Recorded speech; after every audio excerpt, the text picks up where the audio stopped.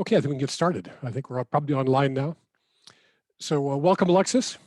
Thank you. Do I understand that you're zooming in from Connecticut? I am zooming in from Noank, Connecticut, near the Groton subbase.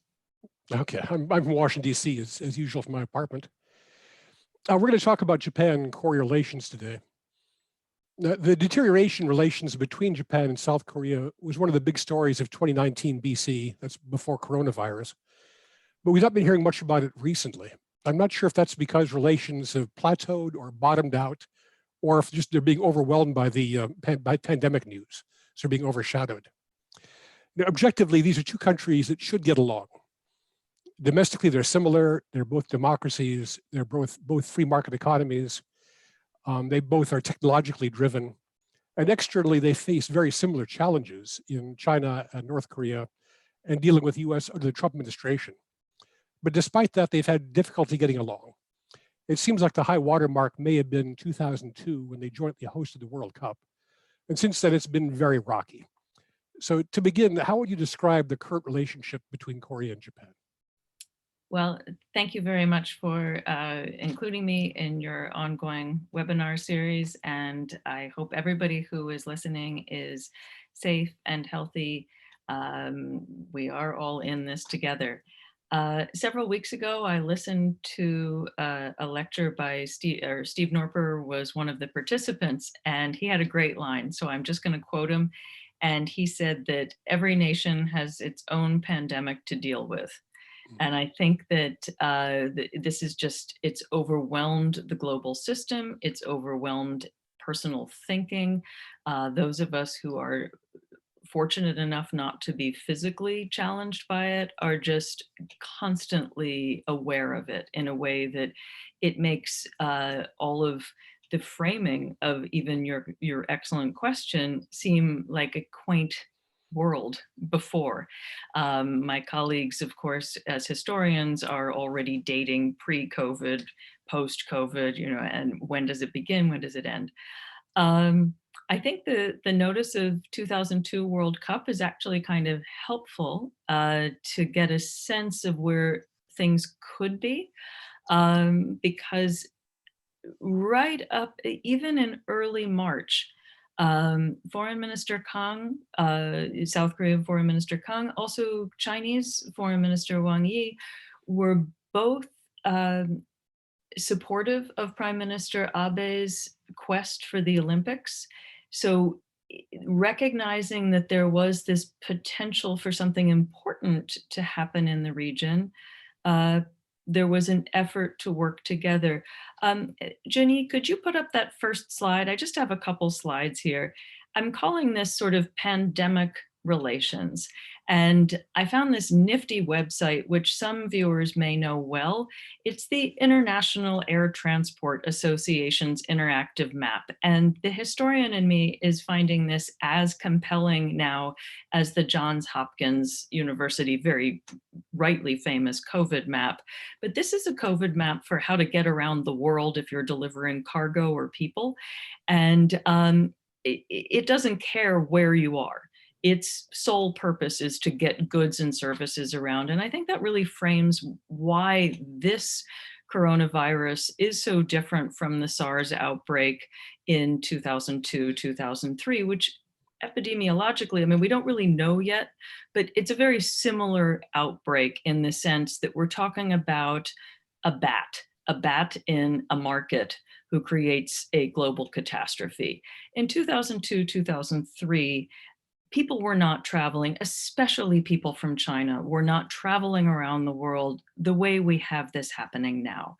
And so what's happened differently since the stated outbreak, early January 2020, but we knew it was happening in December, maybe now we even think November, October, is a complete global public health catastrophe. So where are relations between Japan and Korea? Jenny, if we could go to the next slide.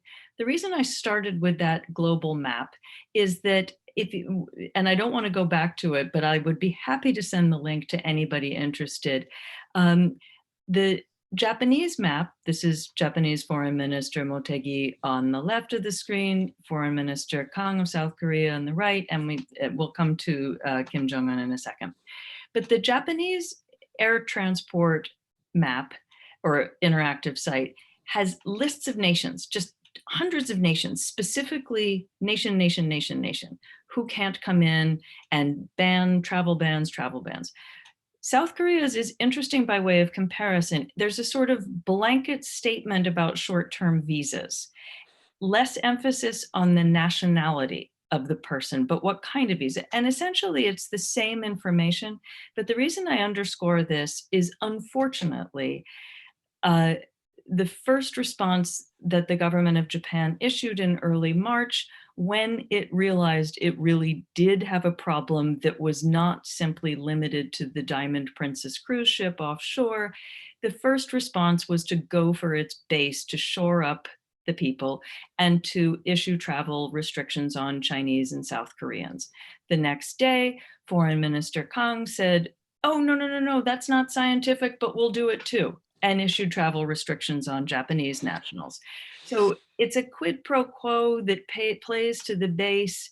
And it's unfortunate because, and we're not all going to sit around always and say, oh my God, South Korea did everything right. But for the first month, for February, South Korea remains a model for what, especially, and this, it's deeply humbling as an American right now, especially in Connecticut, where we have more, we have 40,000 cases, we have almost 4,000 deaths, greatly, I mean, a number so much larger than Japan and Korea even combined. Um, but South Korea's insistence on testing, tracing, and quarantine is really what is the scientific approach, not the nationalized identification of people who might be bringing the disease, because the disease does not care what your passport is. But unfortunately, so this is a long-winded answer to your, is it a plateau or what's it doing? Unfortunately, we're seeing that the pattern of behavior that had shored up politicians prior to COVID still works for politics in both Japan and South Korea. North Korea, obviously, we don't know. What we do know, and maybe some people watching know, I don't know. What we do know is that Kim Jong-un is alive and kicking, and he made his reappearance at a fertilizer factory on May 2nd.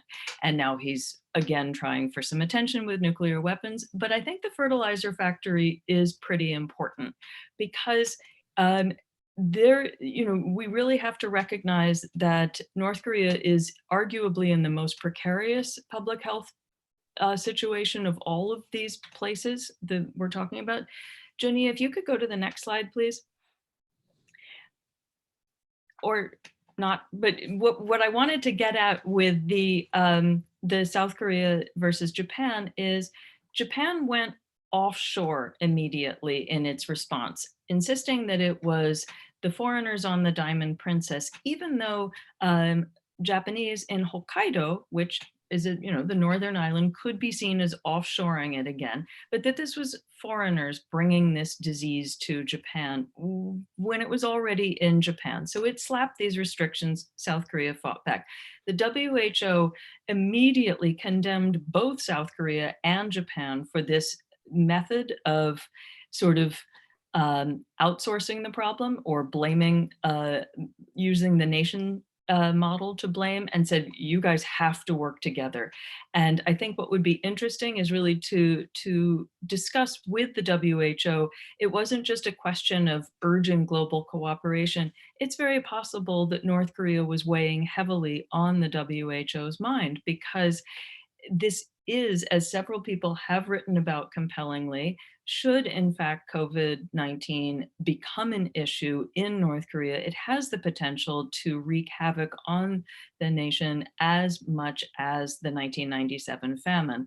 And so without cooperation between Japan and South Korea, the whole region imperils the livelihood of regular North Koreans in the mix. And I put that out there to say that especially during a pandemic, North and South Korea are very much Korea, as much as Japan, South Korea, North Korea, China are all part of Northeast Asia. So that's where this is a moment when regional framing, global framing is essential.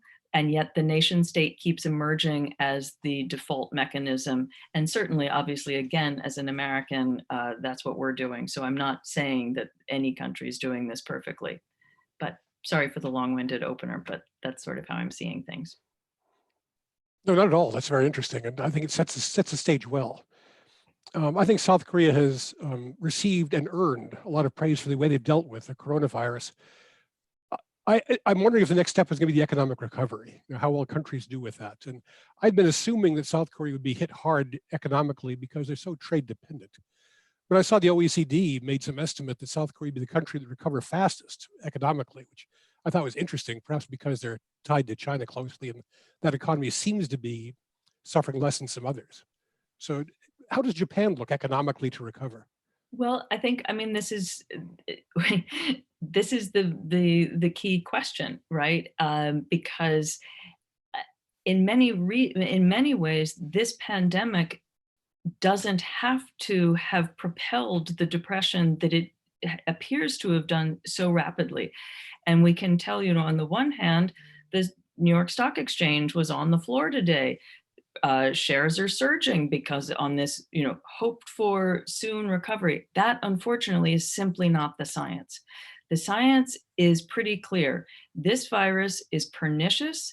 On the one hand, it's really difficult, right? I mean, it is now the end of May.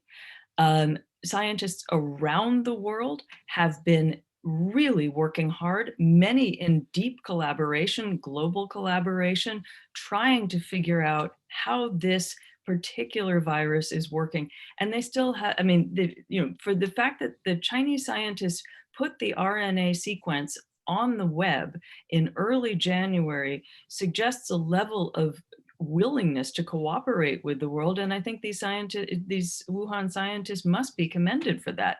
The fact that it is still eluding the world's best researchers is noticeable. At the same time, the containment, again, which both South Korea, China, Singapore, Taiwan, and New Zealand really took to heart from the beginning, is something you can make money off of and something you can do well, right?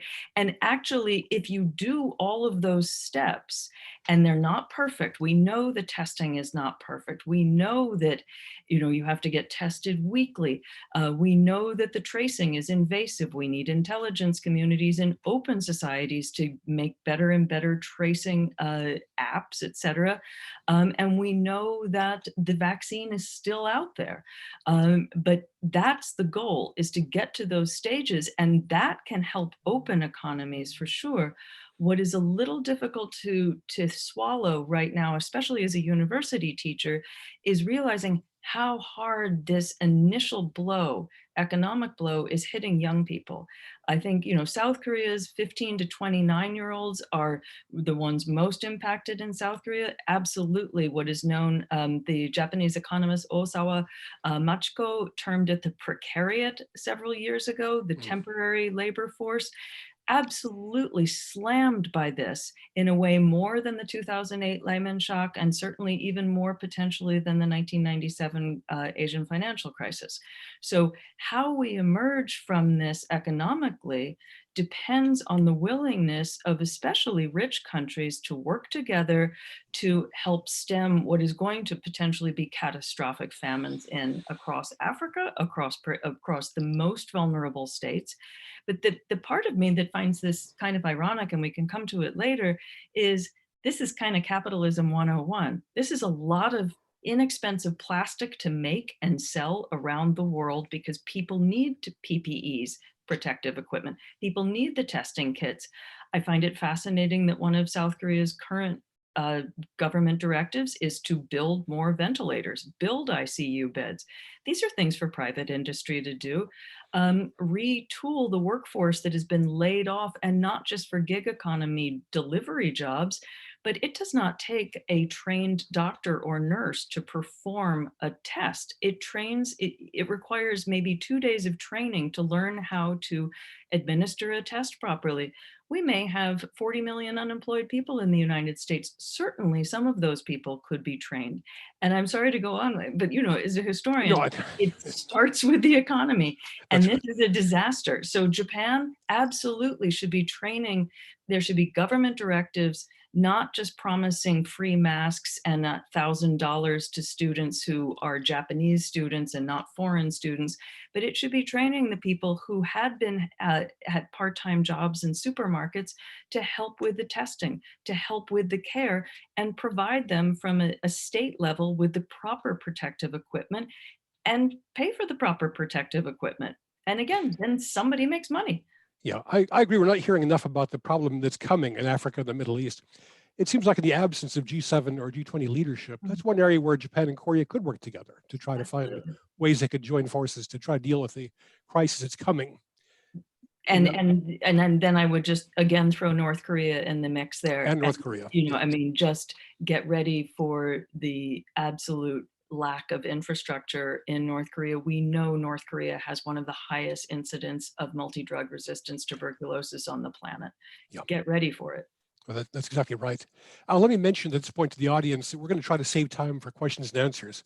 So please feel free to pose questions using the Zoom Q&A function at the bottom of the screen, and we'll look at that queue as soon as we can get to it. To get back to nuts and bolts of the Japan-Korea relationship a little bit, it seems like good news that in Japan's latest diplomatic policy paper, released fairly recently, they referred to South Korea again as an important ally. They used those words for the first time in 3 years. It looks like a promising sign. But there may be a problem looming, as I understand it, in the forced labor story again. In December 2018, the Korean Supreme Court ruled that individual forced laborers had the right to sue Japanese companies. They seized some assets. Those have been kind of an escrow ever since, but I've heard that over the next few months, South Korea may make the decision to actually sell those assets and then give the funds to the forced laborers. So if that happened, how serious would it be? How would Japan react to it? Well, maybe Jenny could go to the next slide if that would be possible, and if not, okay, great. Yeah, so this issue is going to survive COVID-19, as deep-seated historical issues will do. In terms of the assets, I think one thing that is not getting a lot of attention at the moment, and I understand, the virus is actually the real topic at the moment. Um, Last week, a bill that was before the South Korean parliament about forced labor got shelved and put aside. I don't personally know the backstory to that or the inner workings of why this measure that had been in the works for several months has been pushed aside, especially since President Moon and his party definitely have a mandate to continue ahead. Um, there are numerous ways to analyze this, but I think it's possible to see that as South Korea's willingness not to have this front and center at a moment when, as President Moon made clear on May 18th in a speech to the WHO, we need to work globally. All need to work together. At the same time, the history issue of forced labor continues to be real, and insofar as the families, the survivors, will continue to seek justice and have the mandate to do so, I can't say when it's going to rise again. What I can say is in the interim and literally on the verge of the COVID-19 outbreak, and I put this document up in the bottom right. This was discovered by a South Korean researcher late in 2019. It's a letter of condolence from a factory, for those who can read Japanese, it's pretty specific, in Hokkaido in 1943 to the family of a laborer who had been removed from what is now South Korea to work in a mine in Hokkaido. And so, the history, the actual documentation of what Japanese historians estimate to be about 800,000 people of Korean birth brought against their will to work at upwards of 4,000 sites throughout Japan, with known 1,200 companies, 300 of which are still in business today. These are the facts. This is the meat of history. So yes, it was actually a good sign when the white paper referred to Korea in partnership terms. Prime Minister Abe's New Year's Day address was arguably pretty neutral. You might use the word plateau there. But then we have the reality of Aso Taro, who in his New Year's address referred to Japan as a homogenous nation across time for thousands of years, which of course is a dog whistle to the anti-Korea base that very much buttresses the Abe-Aso worldview, which would continue to denigrate those seeking compensation and justice for forced labor. It is not an accident of history that Aso Taro's father's company, the Aso Mines in Kyushu, had a 42% Korean labor force. And so, this is the push and pull of Japanese politics, which unfortunately relies increasingly on anti-Korean sentiment and anti-Korean action as its base. Again, always humbling as a US citizen to say these things, but this is the push and pull, because I do see that there have been some positive signs since the nadir of relations late last summer. And yet here we are, and there's still no resolution for an ever increasing few number of people who suffered 75 years ago. Mhm. Yeah, it's kind of a framing point. I think one thing I learned from your book, Troubled Apologies, was that whereas Americans tend to think of the Japan-Korea relationship as being one about World War II, the Koreans tend to see it as being part of the 35 years of colonialization. So they've got a different perspective on it. I've got a question that I'll fold into this conversation because it fits in. It's about Moon Jae-in and Shinzo Abe. So Moon, having won a big election recently, seemed like that would strengthen his ability to do more of an outreach toward Japan domestically. So, and other people say that we need to wait for the successors to Abe and to Moon Jae-in to actually solve the problem. So do we need to wait for successors, or are these actually the right individuals to work on the problem? That's the million-dollar question in history. You never know whether it's a group effort or an individual. I can say as a US citizen that Donald Trump is showing that individuals do matter in history. Moon and Abe are very different people, right? Abe Shinzo shares much more in common with Kim Jong-un, and I say that simply in nuts and bolts. Both are rich kids who inherited a country for all intents and purposes. Moon Jae-in, however, is his focus is different from many, many of his predecessors insofar as an anti-Japanese position is not his goal. Yes, he has played to the least common denominator. Before he became president, he visited Dokdo. Since being president, I think one of the low points was last August at the height of the anti-Japanese sentiment in South Korea, when he said, that he would fight Japan just tooth and nail, and he really got into it.